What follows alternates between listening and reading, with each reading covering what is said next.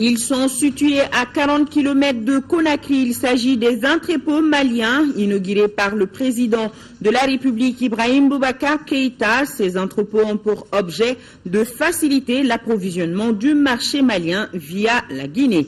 Au Mali, plus de 113 millions de francs CFA seront injectés dans le projet d'urgence d'appui à la restauration des manuscrits de Tombouctou. La convention a été signée ce matin entre le ministre de l'Enseignement supérieur et de la Recherche scientifique et le représentant résident de l'UNESCO au Mali. Notre pays et la Tunisie posent les jalons d'un partenariat gagnant-gagnant. Les hommes d'affaires des deux pays se rencontrent à Bamako. Ils échangent sur les différents secteurs d'activité générateurs de revenus pour les deux pays.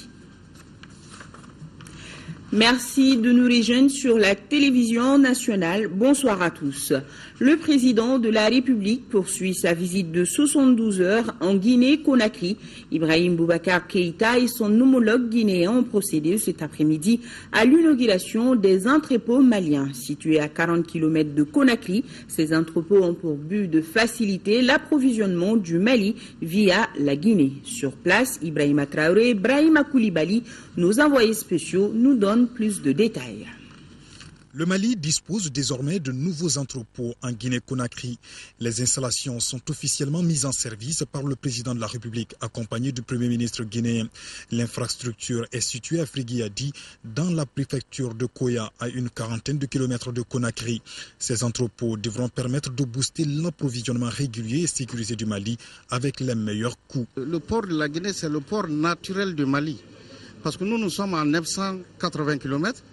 Et il y a certains ports qui desservent le Mali à 2000 km, à 1400 km et à 1200 km. Bon, malheureusement, le trafic actuel à destination du Mali n'atteint même pas le 10e des autres corridors. Donc ça, c'est des réalisations qui vont nous permettre quand même d'avoir une capacité de stockage très grande. L'infrastructure comprend des magasins, des bureaux et des logements, un forage équipé d'une pompe, des équipements incendie sécurité et 5000 mètres carrés de terre plein pour parc à conteneurs. Pour les autorités guinéennes, ce joyau devra accroître le volume de transit et surtout consolider les recettes fiscales du pays. La Guinée et le Mali sont deux pays frères et amis qui sont longtemps liés par l'histoire, par la géographie, par la culture. Et il faudrait ajouter nos dimensions à ce lien séculaire. C'est la dimension économique. Or, en matière économique, le commerce est la première porte d'entrée. Donc cet entrepôt va améliorer cet état de fait. Nous nous réjouissons pour le Mali, mais aussi nous nous réjouissons pour la Guinée, qui va certainement en tirer profit, au plan des recettes bien sûr, mais aussi au plan de l'impact direct de cet entrepôt sur les populations locales. Le ministre malien des Transports indique pour sa part que cette plateforme logistique multimodale serait complète si la voie ferrée sur près de 2 km et la route bitumée sur 800 mètres arrivent à Emagui. Les travaux se poursuivent et le président Ibrahim Boubacar Keïta rassure. Cette plateforme de Friguiadi, elle est très bienvenue. Il faut faciliter les opérations de transit vers le Mali. Depuis ce port de Conakry, qui est notre quelque part, et la preuve en est vivante ici. Et je gage également, après avoir entendu les uns et les autres, que d'ici 2015, nous aurons ici l'ensemble réalisé. Et puisque on me l'a dit et promis, Inch'Allah, je serai de retour ici pour en faire le constat avec le président Alpha Condé ou mon frère Mohamed Saïd, Inch'Allah. Outre les autorités administratives et politiques de la localité, un beau monde était aussi présent pour saluer l'inauguration de ces entrepôts maliens, mais aussi et surtout la coopération entre le Mali et la Guinée. Voilà le président de la République qui était plutôt accompagné du Premier ministre guinéen pour cette inauguration. Et toujours en Guinée-Conakry, le chef de l'État accompagné de son épouse a rencontré la forte communauté malienne vivant sur le sol guinéen. La paix, la cohésion, la lutte contre la corruption et l'impunité ont été les principaux sujets abordés. Ndeye Sissoko et Dembawan ont suivi la rencontre.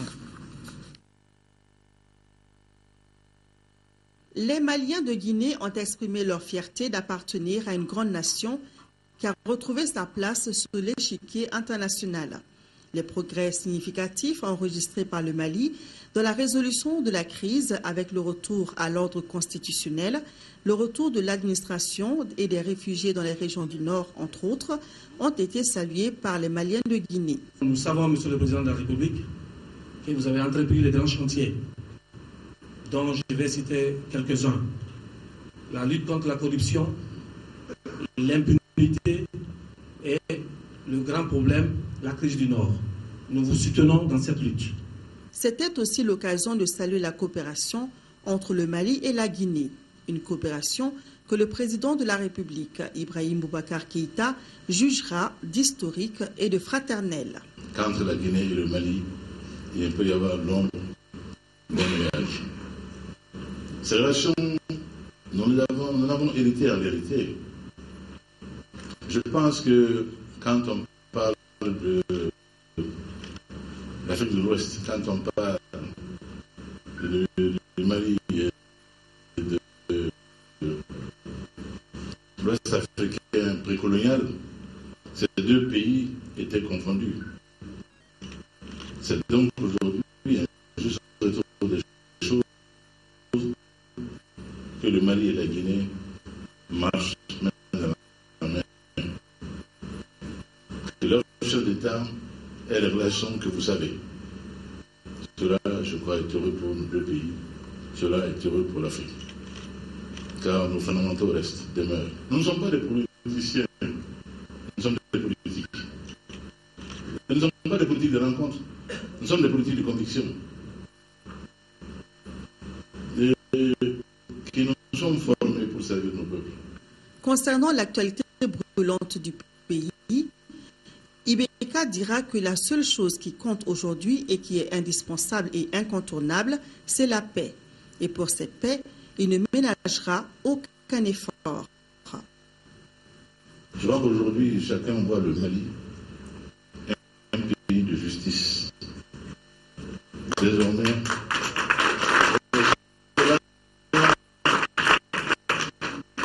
cela est avéré. On voit aujourd'hui le Mali avec le souci aujourd'hui d'avoir enfin une armée digne de ce nom, capable de le défendre en tout temps et en tout lieu. Voilà, toutes nos excuses pour la mauvaise réception de cet élément. Et à signaler aussi les épouses des présidents maliens et guinéens, Keïta Aminata Maïga et Adja Condé Djene Kaba, ont visité le centre médico-communal Bernard Kouchner de Guinée. Le dit centre nouvellement inauguré prend en charge la santé de la femme et de l'enfant. On retrouve nos envoyés spéciaux Deïssi Soko et Dembawan au cours de cette édition. Retournons à Bamako, direction l'Assemblée nationale où son président a reçu en audience le député français membre de la commission de la défense nationale. Entre Isiaka Sidibé et Yves Romian, il a été surtout question de la sécurisation totale du pays et de la lutte contre les terroristes. Le reportage de Youssouf Diakité. Ils étaient tous représentés ici, députés de l'opposition et de la mouvance présidentielle française. En rencontrant le président de l'Assemblée nationale, les députés français avaient un seul message: réitérer l'accompagnement de la France au peuple malien. Au centre des échanges, la problématique de la sécurisation totale du pays. Nous avons parlé globalement de problèmes de sécurité. Nous avons réaffirmé l'engagement des troupes françaises aux côtés des troupes maliennes, aux côtés des forces européennes, de la MINUSMA, et nous sommes venus dire que la France était ici pour aider au retour de la paix civile sur ce territoire. Il y a entre la France et le Mali des liens historiques et nous avons été invités à venir à un moment difficile dans l'histoire du Mali. Nous répondons à une demande qui nous a été faite, tout ça naturellement sous le contrôle d'une résolution de l'ONU. Nous sommes là dans ce contexte-là et nous sommes ici pour affirmer que nous aiderons le Mali aussi longtemps qu'il le faudra. Nous avons échangé sur les conditions de réussite de l'opération Serval. Nous avons échangé également sur le dialogue entre Maliens. Parce que la France soutient le Mali et en même temps, nous souhaitons que le dialogue entre les citoyens du Mali puisse progresser. Donc c'est ça le sens de notre échange. Puis pour le reste, avec mon collègue, nous irons ces prochaines heures, ces prochains jours, rencontrer les forces militaires françaises, à la fois pour les soutenir et en même temps pour vérifier que leurs conditions d'exercice sont dignes. Vous n'avez pas parlé de Kidal ? Je crois avoir répondu à la question. Tous conviennent qu'aucun développement n'est possible sans la sécurisation définitive du pays. L'UNESCO au chevet du Mali dans le cadre de la restauration et la sauvegarde des manuscrits de Tombouctou. Une convention vient d'être signée ce matin à cet effet. Elle porte sur une enveloppe de plus de 113 millions de francs CFA investis dans le projet d'urgence d'appui à la restauration des manuscrits de Tombouctou. La signature s'est faite entre le représentant résident de l'UNESCO au Mali et le ministre de l'Enseignement supérieur et de la recherche scientifique. Compte rendu Nando Dameli. Par cette convention, l'UNESCO met à la disposition du Mali une enveloppe de 113 50 000 francs CFA, une enveloppe qui entre dans le cadre de la mise en œuvre du projet d'urgence d'appui à la sauvegarde des manuscrits de Tombouctou. Je suis très heureux de vous annoncer que dans le cadre de cette action, effectivement, le gouvernement de la Norvège nous appuie notamment dans nos efforts communs pour la sauvegarde de ces manuscrits. Le patrimoine culturel malien, notamment les manuscrits de Tombouctou, a été durement entamé par les événements que le pays vient de vivre. C'est pourquoi les plus hautes autorités ont sollicité le concours de tous les partenaires pour le retour, la sécurisation, la restauration et la sauvegarde de ce patrimoine national, mais aussi mondial. C'est dans cet esprit qu'intervient l'UNESCO à travers le Royaume de Norvège. C'est une très grande importance que revêt cette cérémonie. La manifestation du soutien renouvelé de l'UNESCO au patrimoine culturel malien, au patrimoine culturel de Tombouctou, à nos manuscrits qui sont d'une richesse absolument fantastique et qui, dans les conditions actuelles, ont été même déménagés pour celles qui n'ont pas été détruites. Et heureusement, le grand maximum n'a pas été détruit. On a été obligé de délocaliser sur Bamako un certain nombre de manuscrits pour les protéger.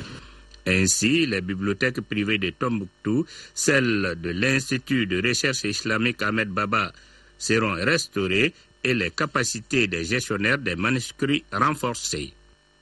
Un séminaire sur la décentralisation s'est tenu cet après-midi au Musée national à l'initiative du gouvernement et du Fonds monétaire international. Il vise à proposer un cadre macro-budgétaire pour rendre effectif le transfert des ressources financières de l'État aux collectivités territoriales. Le séminaire prolonge les discussions des États généraux sur la décentralisation tenus en octobre 2013 à Bamako. Nous écoutons le ministre délégué chargé du budget, Madani Touré. Il est au micro de Bourama Traoré. Il a été reconnu que le frein sur l'handicap majeur à l'approfondissement de la décentralisation au Mali, la contrainte de ressources constitue un élément extrêmement important. Donc à cet égard, il est judicieux et important que toutes les capacités internes et externes puissent être réunies pour réfléchir à cette lancinante question du transfert des ressources. Alors, il y a à cela deux aspects. Le premier aspect, c'est que le système fiscal local aujourd'hui au Mali est très peu développé. Ça, c'est une contrainte fondamentale. Et de sorte qu'on se retrouve dans une posture où l'essentiel des financements donc de la décentralisation provient de nos partenaires techniques et financiers. C'est au regard de ces considérations que nous avons saisi d'une requête nos partenaires techniques et financiers, en tête desquels le Fonds monétaire international, pour nous aider à bien réfléchir à la façon dont nous allons prendre en charge la question du financement conséquent et important de la décentralisation sans que cela se traduise par un désajustement de notre cadre macro-fiscal. Et c'est en réponse à cette requête que le FMI, dans un premier temps, nous a donc mobilisé un expert qui est venu faire une étude d'éclairage sur le processus de décentralisation au Mali et qui a pu identifier les types de ressources aujourd'hui dont l'État dispose pour pouvoir appuyer la mise en œuvre des politiques au niveau local. Et la société IDM SA porte à la connaissance de sa fidèle clientèle que des pannes sont survenues sur les grosses liaisons de transit de l'électricité entre les centrales de production et les zones de consommation. Cela a provoqué depuis hier de longues coupures dans la fourniture de l'électricité dans nombre de quartiers. Cette situation ne résulte pas des déficits de production entraînant des délestages. Les équipes d'IDM SA sont à pied d'œuvre pour rétablir la situation dans les meilleurs délais. Autre grand titre de ce journal, les journées de partenariat tunisio-malien ont débuté ce matin à Bamako. Durant 3 jours, les hommes d'affaires maliens et tunisiens vont échanger sur les différents secteurs d'activité qui contribuent au développement de nos deux pays. Ce partenariat est initié par le Centre de promotion des exportations de la Tunisie. On en sait plus avec Rachel Tessougui. Le partenariat tunisico-malien concerne plusieurs secteurs d'activité. On peut citer entre autres la santé, l'éducation, les études architecturales, le commerce international, la télécommunication. De plus en plus, et à la demande de nos opérateurs et des entreprises tunisiennes, nous nous orientons de plus en plus vers nos frères africains parce qu'il y a une vraie complicité, il y a des besoins qui sont identifiés dans les mêmes conditions, le besoin de développement urbain, le besoin d'assainissement, le besoin de protection de l'environnement. On a eu l'occasion et on a développé des expertises et les compétences pour les gérer sur les 50 dernières années. Aujourd'hui, nous estimons que nous pouvons ensemble, dans ces domaines, développer un partenariat gagnant-gagnant, utile à tout le monde. Le gouvernement du Mali rassure les hommes d'affaires tunisiens qu'ils bénéficieront des opportunités d'investissement offertes par notre pays, à travers notamment le Code des investissements, le Code des impôts et celui des douanes. Un accent particulier est mis notamment sur la poursuite et l'intensification des réformes du cadre des affaires, le renforcement du dialogue et du partenariat public-privé, la mise en œuvre de la loi d'orientation du secteur privé. Le Centre de promotion des exportations de la Tunisie existe depuis plus de 40 ans. Il a pour mission de renforcer le réseau des échanges commerciaux et optimiser l'exploitation des accords de libre-échange conclus entre la Tunisie et plus de 130 pays. Réunion sur le plan d'opération 2015 du Haut Commissariat des Nations Unies pour les réfugiés. Une rencontre qui va se baser sur les priorités du HCR, sa vision de production et le plan pour le Mali. Compte rendu, Isaac Tchenou. Discuter du plan d'opération 2015 de l'UNHCR, Haut Commissariat des Nations Unies pour les réfugiés, voilà pourquoi cette organisation et ses partenaires se concertent. Ce plan sera axé sur le retour des réfugiés du Mali et le retour des réfugiés africains vivant au Mali. Pour le représentant de l'UNHCR au Mali, Ousseynou Compaoré, ce plan concerne plusieurs domaines. Il y a l'éducation, il y a les projets d'intégration, projets communautaires, la santé, l'agriculture, l'alimentation. Et tous ces secteurs devront être couverts par l'ensemble des acteurs humanitaires. Donc le HCR veut, avec le gouvernement en tête, mobiliser l'ensemble de ces acteurs pour que nous puissions couvrir au maximum les besoins des personnes qui seront de retour, également trouver des solutions durables pour les réfugiés et enfin, pour les personnes déplacées, les aider à retourner à leur place d'origine avec le maximum de dignité. Cette rencontre avec les partenaires permet au dit du représentant Compaoré de mobiliser tous les concernés pour une meilleure réussite de l'opération. Nous sommes venus mobiliser l'ensemble des acteurs. Nous ne pouvons pas agir seuls. Nous sommes venus avec le gouvernement. La CNCR était présente et ensemble nous discutons avec les différents acteurs pour que chacun puisse s'insérer dans l'ensemble du paysage humanitaire pour que nous puissions assurer un retour dans la dignité. Au sortir de cette rencontre, un plan d'opération exécutable devra être disponible. À présent, cette information, le ministre délégué en charge des affaires religieuses et du culte, Thierno Amadou Diallo, est de retour à Bamako. Il rentre d'une mission d'Arabie Saoudite. Le ministre répondait à une invitation de son homologue saoudien. L'objectif de la visite en terre saoudienne était d'échanger sur les missions spécifiques des deux départements et de répertorier les possibilités immédiates de renforcer les axes de coopération.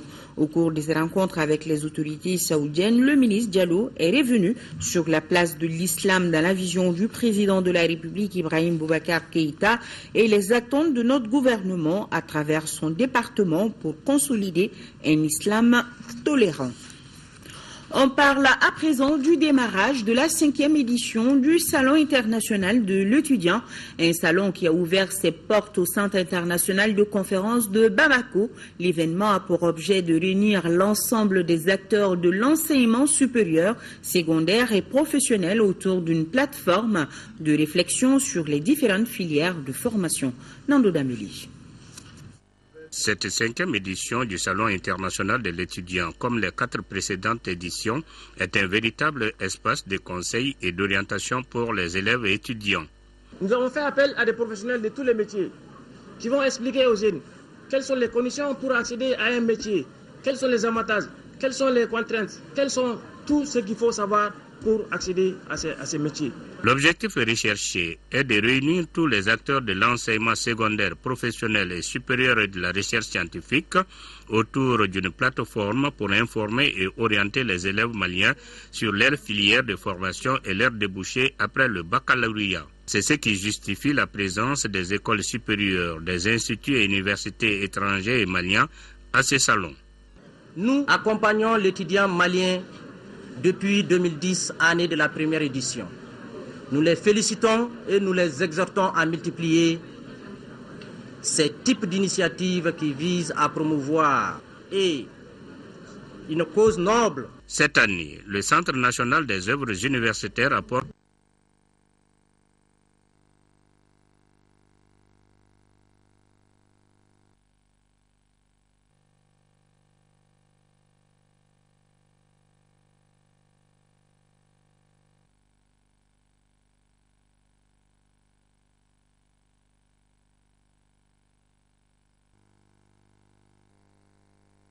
autour du thème « Les filières de formation à l'Université des sciences juridiques et politiques de Bamako et les métiers du droit » ont été les temps forts de la cérémonie d'ouverture du salon. L'actualité politique, c'est la tenue dans les locaux de la radio Kaira d'une conférence de presse sur certaines affaires en cours de traitement au niveau de la justice. Conférence organisée par le mouvement populaire du 22 mars 2012, communément appelé MP22. Le mouvement dit ne pas être contre les arrestations opérées actuellement au Mali. Cependant, il demande que justice soit faite. Voilà une conférence de presse sur certaines affaires en cours de traitement au niveau de la justice. Sur un tout autre registre, partons à Bougouni où les 3e journées annuelles de l'Anacarde se sont tenues. Une question au centre de la rencontre, comment créer la richesse et garantir la souveraineté alimentaire dans la région de Sikasso à travers la capacité de transformation locale de l'Anacarde. Quelques éléments de réponse avec nos envoyés spéciaux Mamourou Sidibé et Karunga Kounati. Les producteurs de pommes de cajou des cercles de Bougouni, Yanfoulé et Kolondjeba vont au cours de ces journées échanger sur les activités du projet de commercialisation et de transformation de l'anacarde dans la région de Sikasso-Sitars. Ils vont également réfléchir à comment faire de la filière commerciale agricole une haute valeur ajoutée. Ce projet s'inscrit en droite ligne dans l'atteinte des objectifs que le gouvernement de la République du Mali s'est assigné. La satisfaction de l'autosuffisance alimentaire, faire de l'agriculture le moteur de développement et donc à travers les productions agricoles. La filière, selon les spécialistes, a une excellente capacité de résilience climatique. Cette filière a un marché international consolidé, demandeur de noix et avec des perspectives prometteuses. Permet aux agriculteurs de combler les cycles agricoles en concentration. Les bons résultats enregistrés par les producteurs incitent les initiateurs du projet à la structuration de la filière de l'anacarde au Mali. Produire l'anacarde sous le label malien. Ça, c'est l'ambition pour le projet. Développer la filière et créer un label Made in Mali. Cette initiative atteindra difficilement son objectif sans l'implication de tous les Maliens. Produire, ce n'est pas grave, mais la transformation, il faut mettre l'accent. Pour bien commercialiser, il faut les emballages. Aujourd'hui, on a mal des problèmes sur l'emballage. Donc je pense que la solution, ce n'est pas lié au gouvernement seulement, c'est autour de tous les Maliens. Un grand pas a été franchi avec la capacité de transformation de la pomme et de la noix de cajou. La filière génère beaucoup d'emplois et l'unité de décisionnaire en est une parfaite illustration. Cette unité a une capacité de 200 tonnes de cajou, tandis que le secteur produit 900 tonnes par an. L'association Euro-African Partnership vole au secours des écoles de la commune urbaine de Mopti, ceci à travers la remise de matériel scolaire. Mamar Ibrahim Touré nous en dit plus. Cette cérémonie traduit la reconnaissance des autorités communales de Mopti à l'endroit de l'association Euro-African Partnership qui a bien voulu venir en aide à la ville de Mopti en leur offrant du matériel scolaire pour atténuer les souffrances des élèves et leurs parents, la crise du Nord ayant entraîné l'afflux massif des élèves déplacés et une augmentation des effectifs. C'est dans ce concept que l'association a bien voulu exprimer sa solidarité envers notre école à travers le don de matériel scolaire qui comprend entre autres 400 tables-bancs, des livres de français et de mathématiques pour les élèves du cycle 1, des livres d'anglais et de mathématiques pour les élèves du cycle 2. Ce geste honore l'ensemble de la population de la ville de Mopti. Ce matin est un moment historique pour nous, car toutes les écoles de la commune s'apprêtent à vivre cette étape. Exceptionnellement, les matériels que nous venons de recevoir de la part de l'association Euro-Africa Partenaire Internship sont venus à point nommé. La requête du maire de la commune urbaine de Mopti a une réponse pour 3 raisons principales. Le devoir de solidarité, les relations d'amitié et de partenariat, parce que ce qui est arrivé au Mali avec la crise a une grande importance pour l'Italie et l'Europe. Avant tout, parce que c'est un projet envers les jeunes, l'école, l'éducation, qui représentent les vrais espoirs pour un futur pour nous tous. Et surtout, c'est un projet qui permettra aussi à vous que nous de se donner la main, d'être plus proches, de mieux de connaître. Et je vous assure que nous en avions un grand besoin. Les tables-bancs et les livres scolaires seront mis à la disposition des élèves. À Gao, l'ONG Right to Play vient de boucler un projet d'urgence de 6 mois. Ce projet visait à promouvoir la paix et la cohésion sociale entre les différentes communautés à travers le sport et le jeu. La correspondance de Boubacar Bablitour. Prendre en charge les difficultés psychosociales et instaurer davantage la paix et la cohésion sociale par le biais de la pratique sportive sont les objectifs visés par Right to Play à travers cette activité. Elle a concerné 2 disciplines, à savoir le football et le frisbee. Right to Play utilise des outils pédagogiques et intégrateurs pour apporter un appui psychosocial permettant aux enfants et aux jeunes de recouvrir la joie, de l'amitié, de la collaboration et de la confiance en soi. Il peut également développer des compétences chez les enfants et les jeunes, telles que l'esprit d'équipe, la compétence, la collaboration, la communication et la résolution des conflits. La première rencontre sans enjeu a opposé l'équipe des fonctionnaires à celle des humanitaires. Elle s'est soldée par le score de 3-1 en faveur des humanitaires habillés en blanc. La seconde rencontre a opposé l'équipe des mamans à celle des filles qui s'est achevée par un nul vierge. En plus de ces différentes rencontres, le public a eu droit à un match de frisbee.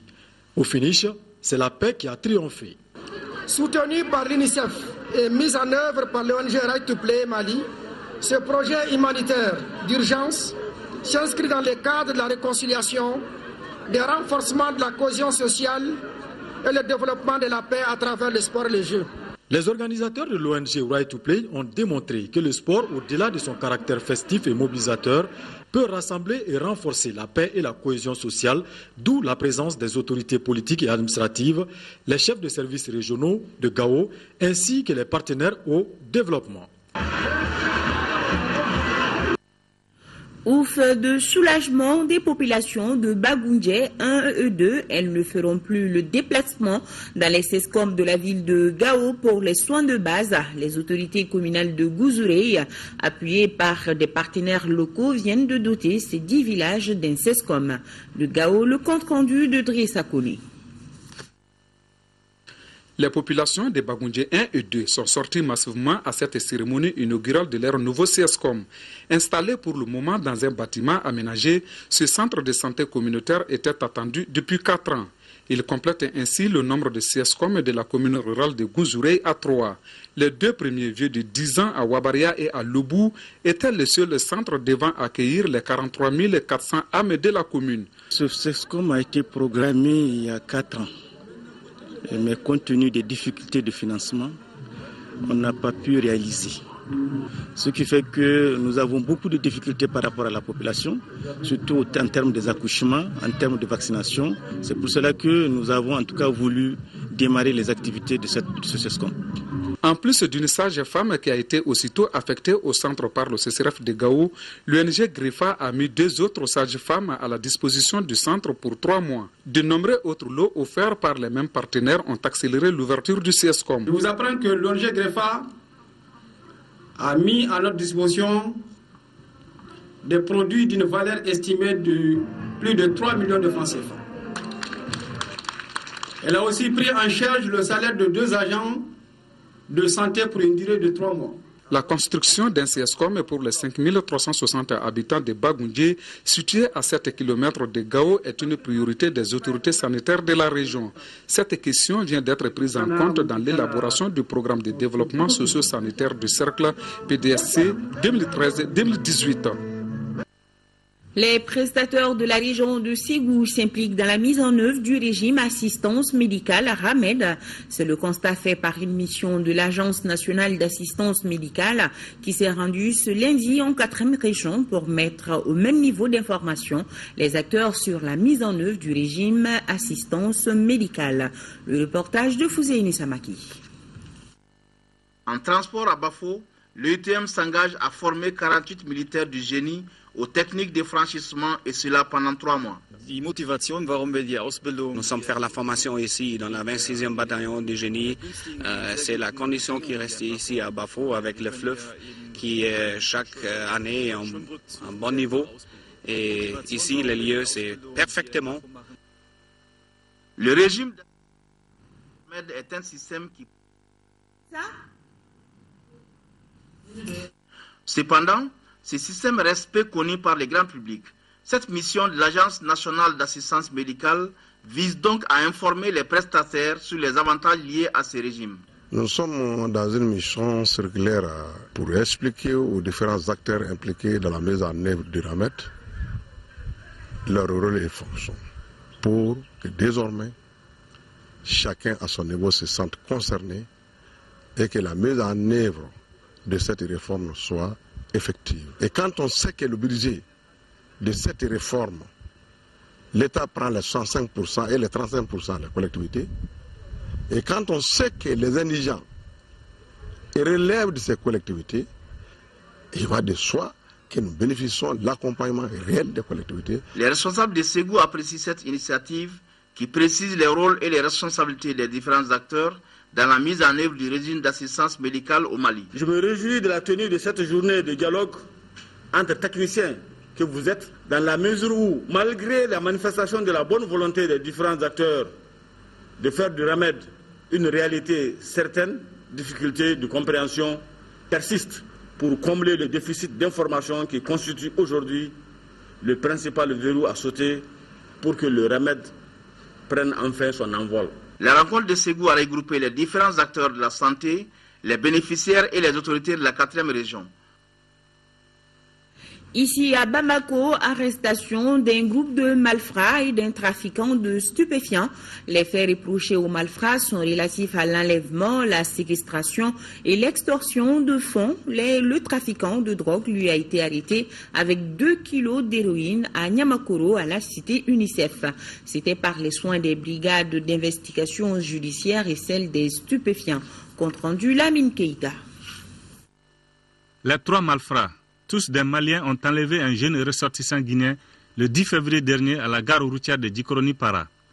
Ces ravisseurs l'ont amené à la zone industrielle avant de lui extorquer sous la menace d'armes à feu la somme de un peu plus de 107 millions de francs CFA et 689 grammes d'or. Le 27 février 2014, la brigade d'investigation judiciaire, sur la base de renseignements, a procédé à l'arrestation de 3 des présumés auteurs de l'enlèvement du sieur Kaba Sangaré, dont un militaire qui a opéré avec ses armes. Donc ils ont reconnu les faits. Un 4e est en fuite et les recherches sont en cours pour envie de le retrouver. Du butin, ils ont acheté des véhicules. Il a été récupéré sur eux 6 750 000 francs CFA et 200 $. La seconde affaire est relative à l'arrestation d'un étranger en possession de 2 kilos d'héroïne au cours de la nuit du 8 au 9 mars 2014 à la cité UNICEF de Niamakoro. Dans le cadre de l'exploitation des renseignements que nous avons reçus, nous avons fait procéder à la mise en place de 2 planques sur la rive droite du fleuve de Bamako. Et c'est ainsi que vers 21h, l'une de nos 2 équipes de planques a procédé à l'interpellation et à la conduite d'un individu qui transportait un colis suspect. Et au cours de son interrogatoire, il a déclaré que le produit est de l'héroïne. C'est ainsi qu'arrivé au bureau, on a procédé au test d'identification narcotique, ce qui a permis de confirmer exactement que ce produit était bien de l'héroïne. Avec l'arrestation de ces malfrats, nos forces de sécurité viennent de prouver une fois de plus leur engagement à lutter farouchement contre l'insécurité, malgré le fait que leurs moyens soient limités. Sport football, fin dimanche du festival de football des jeunes. Cette 2e édition a vu la participation de 64 équipes de jeunes, dont 16 issues des centres de football du pays. En finale, la l'AS Real a battu 1-0 les COB, compte rendu Siragatou Sissé. Après une première édition reçue l'année dernière, le festival de football des jeunes réservé aux cadets revient en force et en couleur. Initié par l'ancien international Aigle Ibrahim Abakone, ce festival a pour objet de relancer et redynamiser le football à la base. L'objectif visé, c'est de mettre en valeur nos propres ressources. Nous avons des jeunes talents et c'est notre façon de combler aux insuffisances de notre football. Nous sommes passés par plusieurs chemins et nous voudrons que les générations futures puissent bénéficier des meilleurs jours que nous avons vécus. 64 équipes ont compéti au départ et au finish 16 issues des centres de l'intérieur et du district de Bamako pour le bouquet final. Tout commence par le défilé des 16 équipes qualifiées au terme des préliminaires. Ensuite, on a eu droit au double coup d'envoi symbolique sous le regard attentif et émouvant des footballeurs en devenir et d'un observateur considéré comme l'idole des enfants. Je salue son initiative parce que je trouve que c'est très bien d'impliquer les jeunes et d'encourager et de promouvoir le football malien à travers la jeunesse. Ce tournoi se joue sur un terrain réduit de 9 joueurs par équipe. La finale met aux prises les cadets du COB et ceux de l'AS Real ici en blanc. Les 2 fois 25 minutes ont été un vrai régal. Les jeunes scorpions plus mordants s'imposent 1-0 grâce à un penalty de Amara Souma à la 51e minute. Véritable espace d'expression des jeunes talentueux, ce festival a été d'un bon niveau technique dans l'ensemble. J'encourage les jeunes à prendre ça au sérieux pour que nous puissions avoir des talents comme Abba, des talents comme Frédéric Kanouté pour prendre la relève. Au grand rayon des récompenses, on peut citer les attestations de participation aux 16 équipes, ainsi qu'au meilleur joueur Mohamed Diarra de l'AS Real, meilleur buteur Amar Souma de l'AS Real avec 12 réalisations, meilleur entraîneur Mohamed Guiguera de l'AS Real, équipe Fair Play FC Ernest, meilleur gardien Yaya Haïdara du COB, sans oublier le prix de la 4e place remporté par Siba de Caille, la 3e place par Black Star de Badalabougou, la 2e place au COB et la 1re place plus le trophée à l'AS Real. Voilà, nous sommes presque à la fin de cette édition. À retrouver les reportages relatifs à la rencontre du président de la République avec la communauté malienne de Guinée et la visite du centre médico-communal Bernard Kouchner de la Première Dame dans nos prochaines éditions. Le rôle des banques et de la presse dans la relance de l'économie malienne, c'est le titre des magazines que vous pourrez suivre après ce journal, un magazine réalisé par Dougou Fana Traoré depuis Ségou. Merci à vous qui nous regardent de Bobigny, Bondy, Sarcelles et Saint-Denis, c'est en France. Nous voilà à la fin donc de cette édition. La météo tout de suite, tout juste après moi, avec Abibatou Djakité. Demain, 10h, 13h, Amara, Malé, Diallo. Je vous souhaite de passer une agréable nuit. À demain, 20h. Bonsoir.